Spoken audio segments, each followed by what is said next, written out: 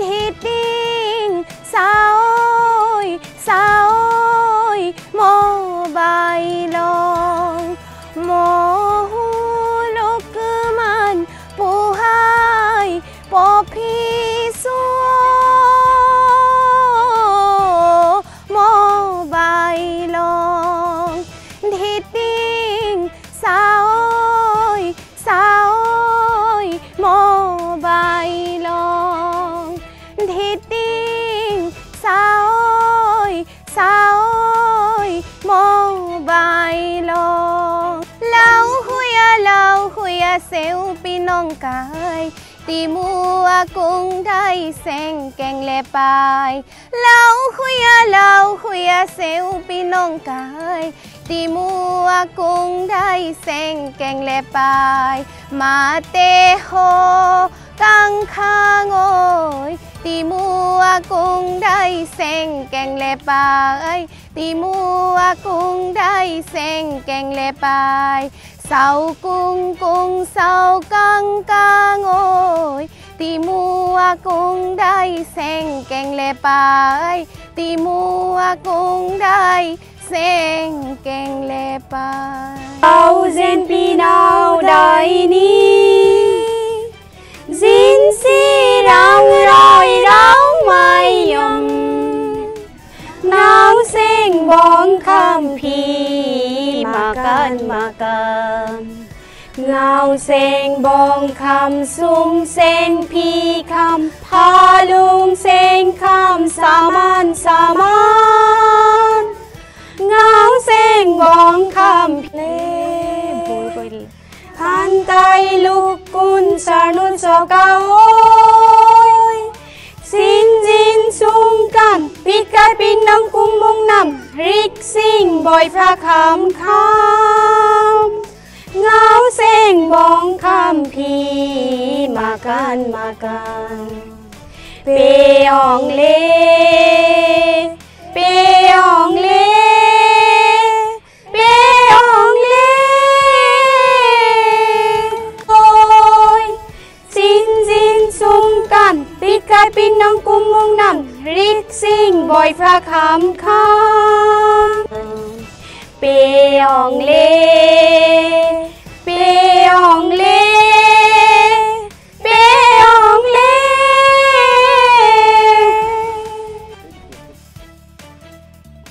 মৰিয়নিৰ চেলেংঘাটত পূৰ্বাঞ্চল টাই সাহিত্য সভাৰ 41 সংখ্যক দ্বিবাৰ্ষিক অধিৱেশনৰ প্ৰস্তুতি তুংগত পূৰ্বাঞ্চল টাই সাহিত্য সভাৰ 41 সংখ্যক দ্বিবাৰ্ষিক অধিৱেশন আয়োজনৰ ব্যাপক প্ৰস্তুতি চলি আছে যোৰহাট জিলাৰ মৰিয়নিৰ চেলেংঘাটৰ দামচাও তিলক গগৈ ক্ষেত্ৰত অহা 27 ডিসেম্বৰৰ পৰা 29 ডিসেম্বৰলৈ বৰ্ণাঢ্য কাৰ্যসূচীৰে অনুষ্ঠিত হ'ব পূৰ্বাঞ্চল টাই সাহিত্য সভাৰ দ্বিবাৰ্ষিক অধিৱেশনখন ইতিমধ্যে অভ্যৰ্থনা সমিতিয়ে অধিৱেশনখন অনুষ্ঠিত কৰিবলৈ যুদ্ধকালীন প্ৰস্তুতি চলাই আছে অধিৱেশনস্থলীত গ্ৰন্থমেলা খাদ্যমেলা আৰু আহোম যুগৰ ঐতিহাসিক সামগ্ৰীসমূহৰ প্ৰদৰ্শনীস্থলী থাকিব বুৰঞ্জীমূলক আলোচনা চক্ৰ টাই আহোমৰ বিভিন্ন সাংস্কৃতিক অনুষ্ঠান প্ৰদৰ্শনৰ উপৰিও সন্ধিয়া স্থানীয় শিল্পীৰ লগতে আমন্ত্ৰিত শিল্পী জ্যোতিমালা বুঢ়াগোহাঁই আৰু মিৰদীপে গীত পৰিৱেশন কৰিব মুকলি সভাত কেইবাগৰাকীও ইতিহাসবিদ জাতি জনগোষ্ঠীৰ নেতৃত্বৰ লগতে মুখ্যমন্ত্ৰী ডক্টৰ হিমন্ত বিশ্ব শৰ্মা মন্ত্ৰী যোগেন মোহনৰ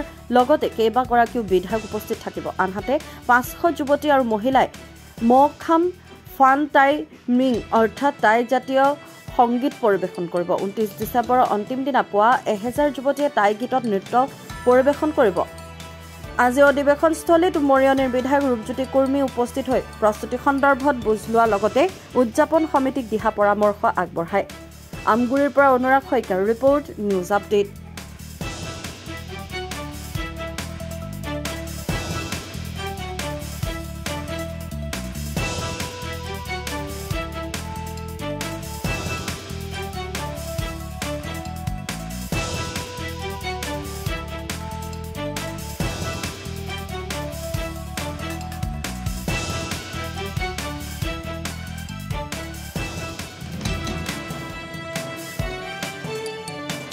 পূৰ্বাঞ্চল টাই সাহিত্য সভাৰ 41তম দ্বিবাৰ্ষিক অধিৱেশনখনি অহা ইংৰাজী 27, 28, 29 ডিসেম্বৰত দামচাও তিলক গগৈ ক্ষেত্ৰ চেলেংঘাটত যোৰহাট জিলাৰ চেলেংহাটত অনুষ্ঠিত হ'বলৈ গৈ আছে। এই অধিৱেশনখনিত অসমৰ বিভিন্ন প্ৰান্তৰ পৰা ইতিমধ্যে আমাৰ লগত ৰাইজে আলোচনা কৰিছে, ৰাইজে অগ্ৰগতিৰ বুজ লৈছে। আমি এই 3 দিনীয়া অধিৱেশনখনত আমি 27 তাৰিখে শেষবানফি পূজাৰে আমাৰ অনুষ্ঠান আৰম্ভ কৰিম আৰু এই অনুষ্ঠানলৈ অসমৰ বিভিন্ন প্ৰান্তৰ পৰা প্ৰায় 10 সহস্ৰাধিকৰ ওপৰত ৰাইজ গোট খাব। সকলো উত্তৰ পূৰ্বাঞ্চলৰ যিসকল টাইমূলীয় জনগোষ্ঠী আছে, সকলো জনগোষ্ঠীৰ সহযোগিতাত এই অনুষ্ঠানটো সাফল্যমণ্ডিত হ'বলৈ গৈ আছে আৰু লগতে এই অনুষ্ঠানভাগী সফল সমাপ্তিৰ বাবে অসমৰ মাননীয় মুখ্যমন্ত্ৰী, যশস্বী মুখ্যমন্ত্ৰী মাননীয় হিমন্ত বিশ্ব শৰ্মা ডাঙৰীয়াই আমাৰ সকলোৰে লগত পৰামৰ্শৰ আকাৰে আমি তেখেতৰ পৰামৰ্শ বিচাৰি গুৱাহাটীলৈ গ'লোঁ। সিদিনা মাননীয় আমাৰ বিধায়ক মহোদয়ে আমাক সাক্ষাতৰ সুবিধা কৰি দিলে দেৰগাঁৱত। তেখেতে সেইদিনাও আমাৰ গোটেই অধিৱেশনখনৰ বুজ ল'লে আৰু অধিৱেশনখনিত আমাৰ সাফল্যমণ্ডিত হোৱাৰ বাবে তেখেতে সকলো ধৰণৰ সহায় সহযোগিতা আগবঢ়াইছে। এই অধিৱেশনখনত আমাৰ মুখ্য পৰামৰ্শদাতা হিচাপে অসমৰ মাননীয় কেবিনেট মন্ত্ৰী যোগেন মোহন ডাঙৰীয়াক আমি ইয়াত ৰাখিছোঁ আৰু পৰামৰ্শদাতা হিচাপে আমাৰ স্থানীয় মৰিয়নি সমষ্টিৰ সন্মানীয় বিধায়ক শ্ৰীযুত ৰূপজ্যোতি কুৰ্মী ডাঙৰীয়াক আমি পৰামৰ্শদাতা হিচাপে আমি ৰাখিছোঁ। তেখেত সকলো ধৰণৰ আমাৰ লগত আলোচনা কৰি সকলো সমস্যা সমাধানত প্ৰশাসনিকভাৱেই হ'ব যিকোনো বিষয়ত আমাক সহযোগিতা আগবঢ়াইছে। আমি এই আপাহতে অসমৰ সকলো জনসাধাৰণক আমি অতি শ্ৰদ্ধাৰে এই অধিৱেশনখনিলৈ নিমন্ত্ৰণ জনালোঁ আৰু আপোনালোক সকলোৰে সহযোগিতাত আমাৰ অধিৱেশনখনিৰ সফল সমাপ্তি কামনা কৰিলোঁ।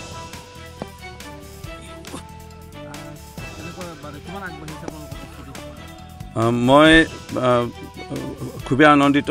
মৰিয়নি সমষ্টিত পূৰ্বাঞ্চল টাই সাহিত্য সভাৰ অধিৱেশন হ'বলৈ গৈ আছে 27, 28, 29 ডিচেম্বৰত আৰু দুটামান দিনৰ পিছতে এই অনুষ্ঠান অনুষ্ঠিত হ'ব। আমি আশা ৰাখিছোঁ পূৰ্বাঞ্চল টাই সাহিত্য সভা অৰ্থাৎ উত্তৰ পূৰ্বাঞ্চলৰ বিভিন্ন ৰাজ্যত সিঁচৰিত হৈ থকা টাই আহোম লোকৰ বুদ্ধিজীৱীসকল, ইয়াৰ লগতে বিভিন্ন শিল্পী, ছাত্ৰ ছাত্ৰী, বিভিন্ন চিন্তাবিদ সকলোৱে ইয়াতে প্ৰায় একত্ৰিত হ'ব। খুব এটা আনন্দময় এটা পৰিৱেশ সৃষ্টি হৈছে। এই চেলেংহাট অঞ্চলৰ কাষৰীয়া সমূহ গাঁৱৰ ৰাইজে আৰু কেইটা দিনে ৰাতিয়ে কষ্ট কৰিছে এই অনুষ্ঠানটি সাফল্য ৰূপ দিবলৈ। আৰু আমি ইতিমধ্যে বৰ্তমান দামচাও তিলক গগৈ যি সময় ক্ষেত্ৰ নামকৰণ কৰা হৈছে চেলেংহাট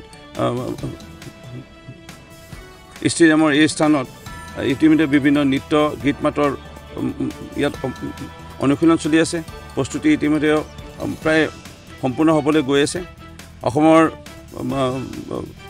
মাননীয় মুখ্যমন্ত্ৰী ডক্টৰ হিমন্ত বিশ্ব শৰ্মা ডাঙৰীয়াই যথেষ্ট প্ৰকাৰে সহায় কৰিছে। মাননীয় মন্ত্ৰী যোগেন মোহন ডাঙৰীয়াক বিশেষভাৱে এই অনুষ্ঠানটো সাফল্য ৰূপ দিবৰ কাৰণে তেখেতক নিৰ্দেশনা দিছে মুখ্যমন্ত্ৰীয়ে। আৰু মাননীয় মন্ত্ৰী যোগেন মোহন ডাঙৰীয়াও আমাৰ ইয়াত কেইবাবাৰ আহিছে, উদযাপন সমিতিৰ লগত আলোচনা কৰিছে, মূল সমিতিৰ লগত আলোচনা কৰিছে। আমি আশা ৰাখিছোঁ যিসমূহ সন্মানীয় অতিথি বা আমাৰ টাই আহোম জনগোষ্ঠীৰ বুদ্ধিজীৱী সন্মানীয় লোক আহিব, তেওঁলোকক এই চেলেংহাট অঞ্চলৰ মৰিয়নি সমষ্টিৰ সমূহ ৰাইজে মিলি পেলাই আমি তেওঁলোকক আপ্যায়ন কৰিব পাৰিম, আদৰ কৰিব পাৰিম। এনেধৰণৰ এটা স্মৃতি ৰৈ যোৱাকৈ এই অনুষ্ঠানটো আয়োজন কৰা সকলোৱে এটা প্ৰস্তুতি চলাইছে। মই আনন্দিত বিধায়ক হিচাপে মই জড়িত হৈ পাই এই অনুষ্ঠানটো সাফল্যমণ্ডিত কৰিবৰ কাৰণে। আৰু মোৰ বিশ্বাস উদযাপন সমিতিয়ে সকলোৱে এই দিনে ৰাতিয়ে কষ্ট নিশ্চয় সফল হ'ব। আৰু আপোনালোকৰ মাধ্যমেৰে আমি অনুৰোধ জনাম সমূহ ৰাইজক এই 3 দিনীয়া কাৰ্যসূচীত আমাৰ সংগ দিয়ে, দিহা পৰামৰ্শ দিয়ে।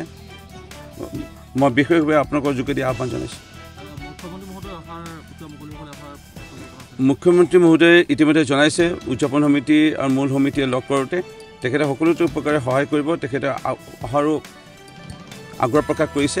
যদি অন্য চৰকাৰী বিশেষ কাৰ্যসূচী নাথাকে তেখেতে কথা দিছে 3 দিনৰ কাৰ্যসূচীৰ ভিতৰত কোনো এটা দিন হ'লেও তেখেতে আমাক দেখা দিব। কিন্তু তেখেতৰ সম্পূৰ্ণ সহযোগিতা আমি পাইছোঁ। মুখ্যমন্ত্ৰী নহ'লেও আমাৰ মন্ত্ৰী যোগেন মোহন ডাঙৰীয়া আৰু মন্ত্ৰী বিমল বৰা ডাঙৰীয়া, কেইজন বিধায়ক তৰংগ গগৈ ডাঙৰীয়া, ধৰ্মেশ্বৰ কোঁৱৰ ডাঙৰীয়া, সুশান্ত বৰগোহাঁই ডাঙৰীয়া, আৰু কেইজন বিধায়কে ইতিমধ্যে ইয়াত অহাটো তেওঁলোকে নিশ্চিত কৰিছে মোৰ বিশ্বাস খুব সুন্দৰ অনুষ্ঠান হ'ব আৰু আপোনালোকৰ সকলোৰে সহযোগিতা আমি লগতে দিয়া পৰামৰ্শ কামনা কৰিছোঁ